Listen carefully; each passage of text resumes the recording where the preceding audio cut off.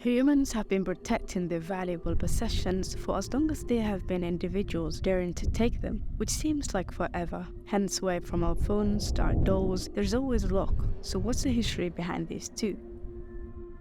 The earliest key and lock system must have been a large rock or tree branches which the cavemen would use to block the entrance of their caves, where they kept important things and sometimes even themselves safe from the animals that could harm them. But the very first lock and key setup, the kind that laid the groundwork for the locks we have today, can be traced back around 4,000 years ago. The Egyptians are said to have made the world's oldest lock back 4,000 years ago. Other sources like the British Encyclopedia add that another ancient lock system was discovered in the ruins of the palace of Khorsabad near Nineveh, an old city in Iraq, which is also from around 4,000 years ago. And because this kind of lock was used a lot in Egypt during that time, it became known as the Egyptian lock. And the ideas from this ancient lock still make up the basic foundation of how locks work today.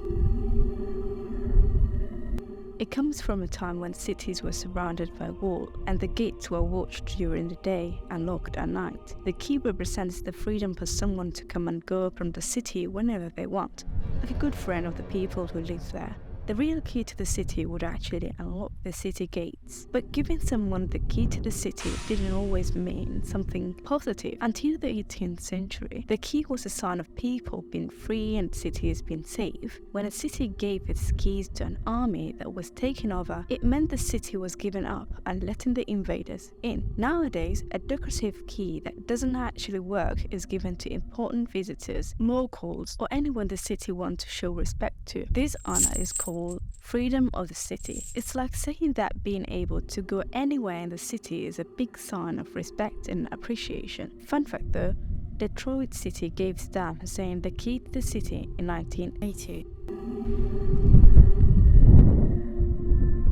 It can be said that the first serious attempt to make locks more secure and improve how they work started in the late 70s. English locksmiths like Robert Barron, Joseph Bremer, and Jeremiah Chubb were the ones who took the lead. They worked on making locks better, and this progress continued.